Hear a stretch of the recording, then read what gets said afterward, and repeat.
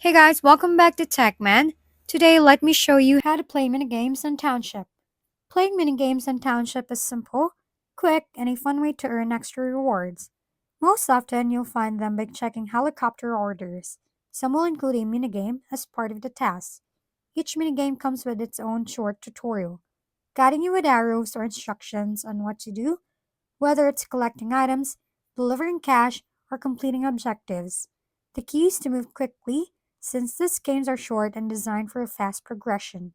As you play, you'll gather points or cash to unlock small upgrades, and once the game ends, you receive a reward as compensation for your effort. Beyond helicopter orders, minigames also appear during seasonal events like puzzle matching or map hunts, giving you even more variety. In short, follow the prompts, play fast, and enjoy the bonus rewards Township has to offer through minigames. If we've been helpful, kindly give us a thumbs up, and don't forget to hit the subscribe and bell button for more contents. For any questions and suggestions, comment down below.